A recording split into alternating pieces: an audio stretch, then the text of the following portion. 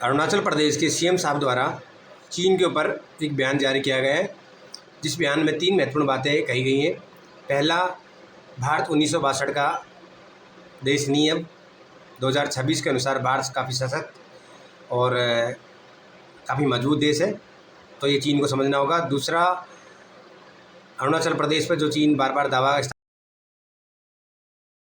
don't give a damn to this kind of a claim. Yeah, we don't take it seriously.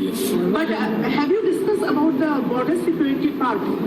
NEC generally जो यहाँ पे जो discuss होता है, it is more inclined towards development rather than border security. करता है, नाम बदलने का प्रयास करता है, जारी करता है, तो उस पर कहा कि हम ज़्यादा सीरियस लेने की आवश्यकता नहीं है।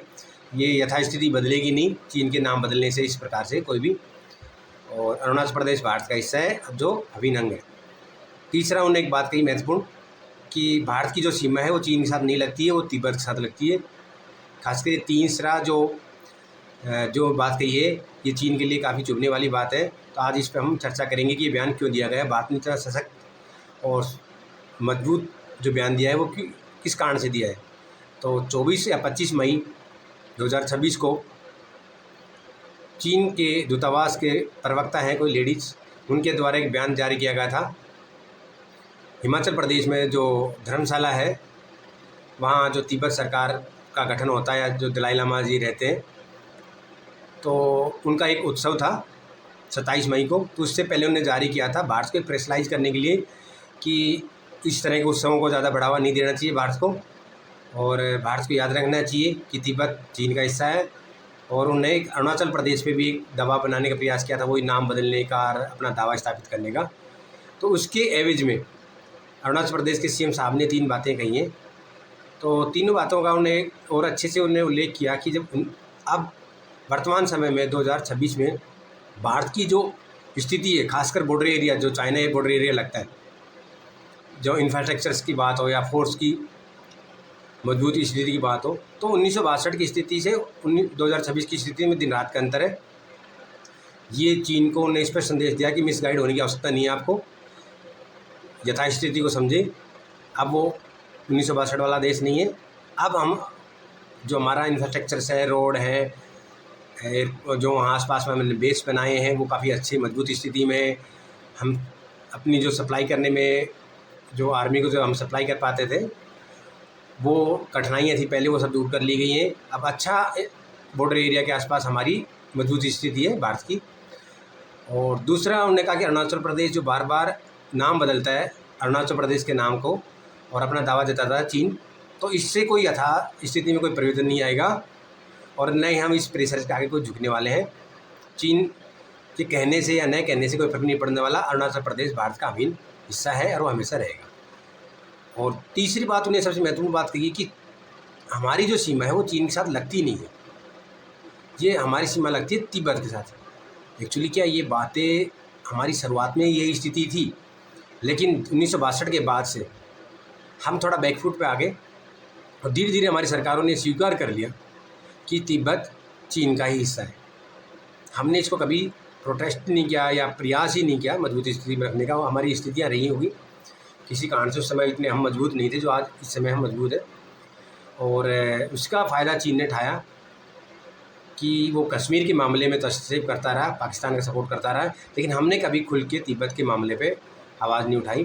तो अब शायद वो समय आ गया, भारत सरकार ने समझा कि हमें ये तिब्बत का मामले को वापस चीन के लिए गले का फांस बनाना है।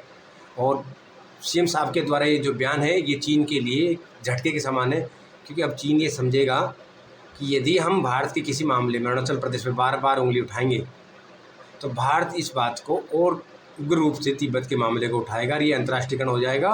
और अंतर्राष्ट्रीयकरण जो विश्व में इस तिब्बत की चर्चा कम होने लग गई थी, वो फिर वापस इसकी आज़ादी की बातें उठने लग जाएंगी।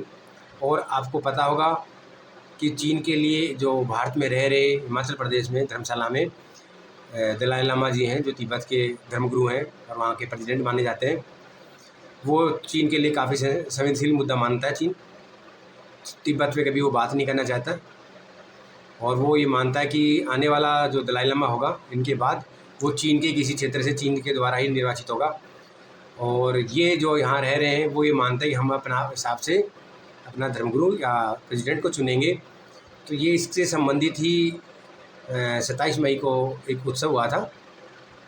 तो चीन इसीलिए थोड़ा प्रेशर बनाने का प्रयास कर रहा था भारत पे। चीन का मानना है, चीन बार बार अरुणाचल प्रदेश पे क्यों दावा करता है, उसका एक कारण है क्योंकि चीन के लिए तवांग नाम की जगह है जो चीन के लिए एक नया सिरदर्द सा ही एक किस्म का काफ़ी समय से। तवांग में दलाई लामा थे 6 नंबर के, उनका जन्म तवांग में हुआ था और इस समय तवांग में भारतीय फौज की बहुत मजबूत स्थिति है। दूसरा हिमाचल प्रदेश है जहाँ की हमारे दलाई लामा जी जो तिब्बत के हैं वो वहाँ रह रहे हैं, निवास करते हैं और तिब्बत से वो बिलोंग करते हैं पहले। तो तिब्बत, अरुणाचल प्रदेश के जो तवांग है वो और हिमाचल प्रदेश, ये तीनों इस कारण से लिंक होता है। ये तीनों ही चीज़ें सिरदर्द बनती है चीन के लिए।